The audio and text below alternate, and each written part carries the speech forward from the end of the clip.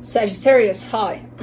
So this is going to be a reading for mid-February 2024, and I'll do the reading for you and then I'll close it off with a oracle card.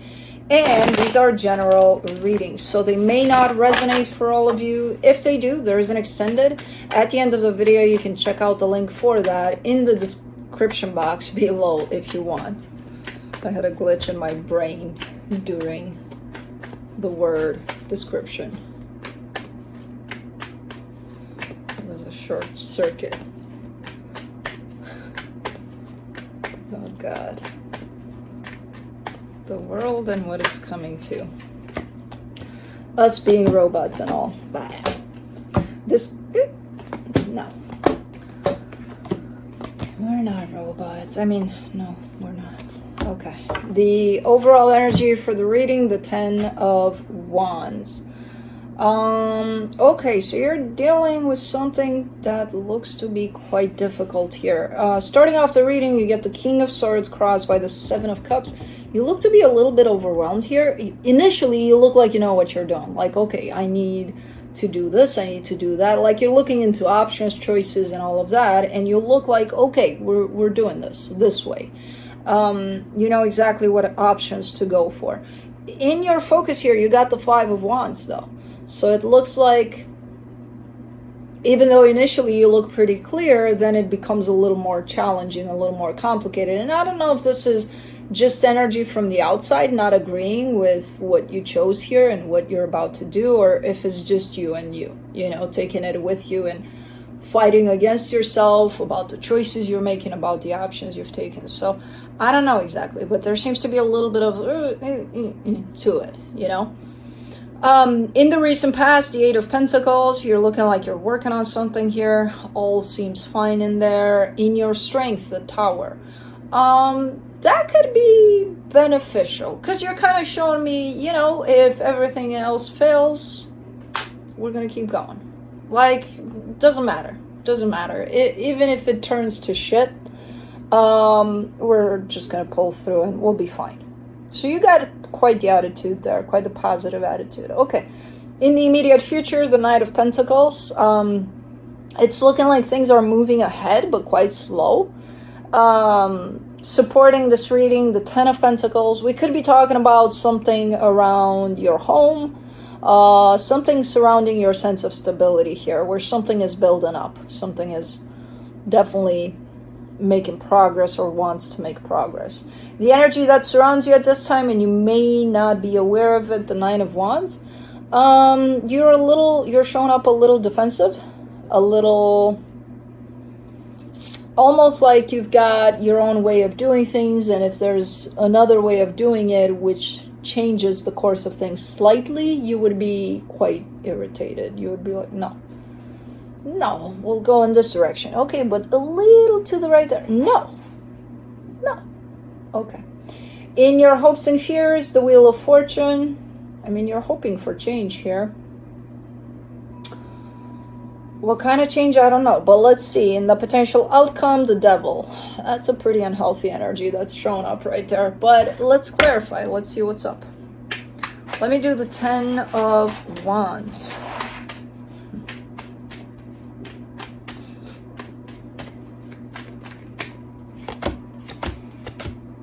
The King of Wands, the Magician, the Judgment card. Whatever it is you're dealing with, you're manifesting it. You've manifested whatever this is. In all honesty, I have no idea what we're talking about here. I just see it as an energy that is implemented by you, is being created by you, and I see it growing at a little bit of a slow pace, but still, it's growing, it's developing. What makes it move slow here could be all of these energies that I see play out from time to time of defensiveness, of we're just going to do things this way and not that way, of conflict here and there, you know. But overall, something is happening, something is growing for you here. Or that's the plan for this experience. Let me see the King of Swords. The Lovers, the Knight of Cups, the Two of Cups. Okay, so you're showing me a relationship here, a connection that you may feel you have with someone. It's based on love by the looks of it. You're pretty clear about it. I'm not sure if we're talking about this connection within this whole energy of the reading, or if this connection is by your side as you're engaged into something here. Let's do the Seven of Cups. You get the Eight of Wands, the Four of Cups, the Nine of Pentacles. This is a pretty healthy energy because you're showing up quite independent here. Even though this connection is, I mean, you're tied up to this connection through your heart, you're still keeping a sense of independence to you, which is freaking amazing. It's great. It's healthy. And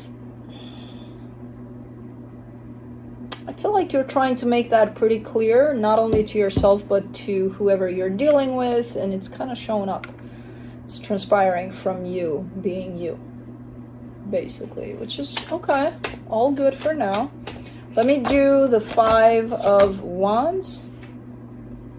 In your focus, the Two of Swords, the Ten of Pentacles, the Death card. There seems to be a disagreement here. There seems to be a not being on the same page kind of factor to maybe the goal towards stability here. Maybe you see things in a different way. Maybe you want for things to go in that direction, and whoever you're dealing with wants for things to go in that direction, where the end goal is stability, but it's looking a little different from one side to another. So there seems to be quite the disagreement here, to the point, in your focus at least, it shows up like that. Maybe there was a big fight about it, in the sense of, let's just part ways, because we just don't see things in the same way. Okay. Okay. I'm not convinced that this actually happened, but it may have. Let me see the Eight of Pentacles in the recent past, the Nine of Wands, the Ace of Wands, the Chariot. You're definitely on your own path here. Just like, you know, doesn't matter that there is a connection by your side or not, you're still going to be on your path. Whether that connection is coming with you, but them being on their own path too, that's a different story. You know, but you've been on this path, you are building something here, and it looks very hard, it looks very challenging at times, but you keep on pushing through because it feels like it's the right path. And I agree, it does feel like it's the right path.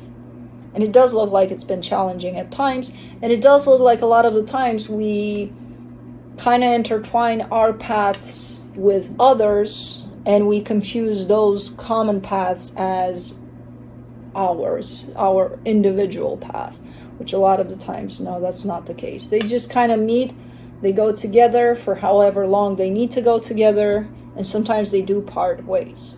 Other times, no, they go all the way, you know, it depends. So I don't know, this is basically, you're giving me a sense of I stepped on the right path that seems like the right path for me, and I keep on going, and then right now you're showing me a connection that is here, but it's stepping off your path, but it still might be here. I'm not sure about whether or not it's here, but in the Tower, in the Strength, you get the Four of Swords, the Queen of Cups, the Seven of Pentacles. Yeah, I like your perseverance, and I like the way you approach things here, especially when it comes to, doesn't matter what happens, I'll still keep on keeping on my path. So it could be that something did happen here. There could have been a major fallout or something based on we just don't want the same things, or we just don't see things in the same way when it comes to how to get to where we need to go.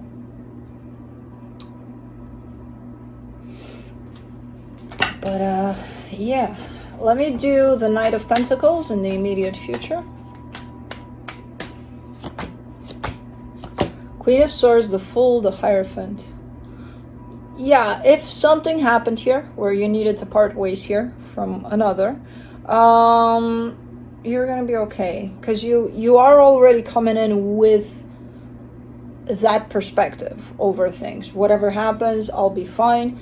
You're already looking like slowly but surely you're stepping into your power, stepping back onto your path even stronger than before, and feeling more in tune with yourself than before. So you're definitely showing up quite confident as the days go by here. It doesn't look like it's going to happen overnight, but there's still quite the progress there. For the 10 of Pentacles, you get the World card, the Page of Cups, the 6 of Wands. Yeah, you might have parted ways here from someone, and it's looking like you still go on your path, and it feels good, and it feels there's a sense of acceptance over the cycle that's being closed, over the departure of that connection off your path, and you know, proceeding on your own path here. Yeah, there seems to be acceptance here. I'm not sure how long this process is of this departure, because I don't see it happening right away, but I don't see it lasting for too long either. It's kind of a natural course of, you go that way, I keep on going this way, you know? And I'm not even sure who this is to you. It doesn't have to be like the most important person in your life, but they do carry quite the importance. You know, it could be a friend, it could be, who knows? Very stable energy though, you know, it's been there for a minute on your path with you. For the 9 of Wands, for the hidden energies, you get the 4 of Pentacles, the Ace of Swords, the Justice card. Nothing's really stopping you here. You know what I mean? Nothing's really budging you. Like if this energy were to, if it's been established that you're parting ways, and this energy were to come back and say, hey, Sagi, you know, can I join your path again? I don't know. You're pretty stubborn about it. You're like, hey, you decided to go that way, keep on going. What can I tell you? Like, there's no budging on your side. There's no, like, nope. No. Okay. It feels very strict. It feels like you're not... It's not coming from a deep sense of truth, in all honesty. It's coming from a sense of, I'm kind of pissed off that you decided to go, but hey, you made your bed, you know? So it feels a little vindictive. But okay. Let's do the Wheel of Fortune for your hopes and fears. You get the Knight of Pentacles, the 3 of Wands, the Empress. You're switching gears here where you're leaning more towards interesting. You're leaning more towards your feminine side, your more nurturing aspect of yourself, your more caring aspect of yourself. Because up to this point, you definitely showed up like, let's go, let's do, like tuning into your masculine side where it's about let's get shit done, right? Whereas the feminine aspect of yourself, which we all have masculine and feminine, but the feminine is more nurturing, more caring, more open, more compassionate, right? So it's interesting that right after this, you made your bed, go sleep in it, kind of a, because I have stuff to do, you know, you're not going to disrupt me. You're tuning into more, let's stand still for a little bit and let's start caring a little more. Let's open up our heart a little more. So slowly but surely, even though it's hard, you're looking to be leaning more towards that energy of compassion and care and love. It's looking like it's going to take a while though. You're deciding though that, okay, I want to kind of go in that direction a little bit with me, with following this path, but I want to bring in my feminine side, because the masculine kind of paved the way, it made it happen. Now I need a little more softness to it, you know? And it's looking like you're leaning in that direction, but it's looking like it's going to take some time for you to get there. Okay. Let me do the Devil for the potential outcome. The Knight of Swords, the 8 of Pentacles, the 5 of Wands.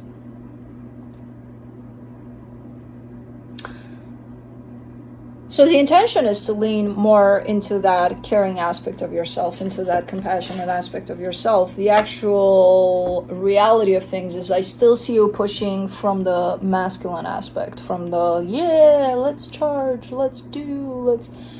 So if those two are out of balance and you only take on the masculine, for example, because that's where you're at, things might turn a little not healthy, not great. You might get to the point of pushing so much from that perspective that whatever stands in your way, you're gonna just step on it like a little cockroach or something, you know what I mean? So it's quite aggressive. It's becoming quite aggressive. That's why the tendency is to lean onto that side where you need that balance, you know, you need that nurturing aspect to things as well. So I don't know. It depends on, first I see your intention towards and your need towards leaning more towards your heart, and then I see you being still functioning under the opposite aspect of that and just charging to do things and just kind of like let's go, where if you function too much under that aspect and you kind of push against the limit on that, you might actually get a little bit aggressive in the way you want to proceed and do things. And not only you, that applies to all of us. That's why a lot of the times we need that balance. That's why the need is here. But you're not necessarily stepping into that. So as a reminder, try to step a little more into your heart so that you don't get to that line, because it becomes very unhealthy by the looks of it. That devil is there, that, you know, you become very argumentative, very about everything, and it's, I don't think you enjoy that energy too much. Yeah, you're showing up at the end of it with a sense of, if it gets shit done, I don't give a shit. Okay, and then what? You know, like, and then what? You know, how happy are you when you go to bed at night with that energy? Or are you going to sleep with your teeth clenched and, you know, ready for the next day? I don't think that's the greatest energy, but that's just me. So let's see what the universe has.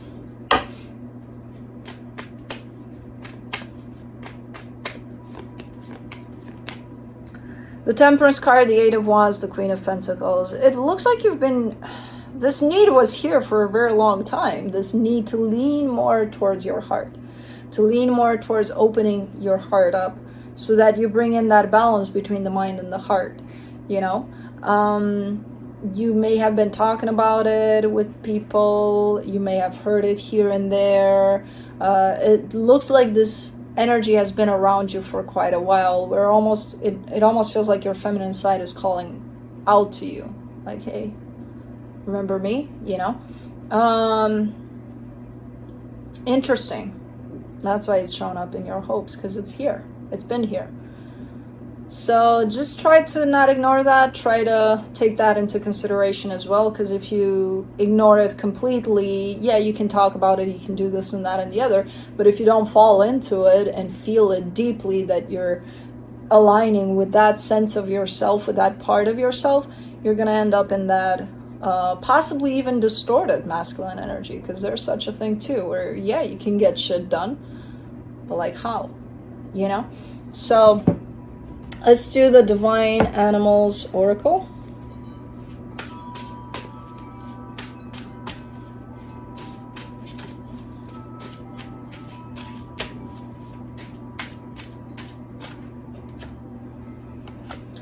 The Snow Leopard, and one of my leopards seemed to have chewed on it.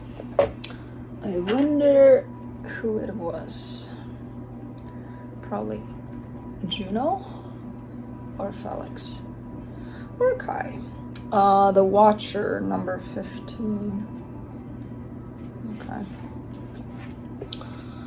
Take the high road. Do not sink to the level of low vibration. Observe the situation closely before acting. Being silent is an option. Ethics is the number one concern. It is best not to continually draw attention to yourself just for the sake of filling up your ego. A little mystery is a good thing. Mythos. In the valley surrounded by high rocky mountains lived the people. In the high passes within the rocks, between the sky and the land, above the flapping of the prayer flags, lived the spirits of the mountains. Some of these spirits were bodhisattvas. I don't know how to read that. Bodhisattvas. Bodhisattvas.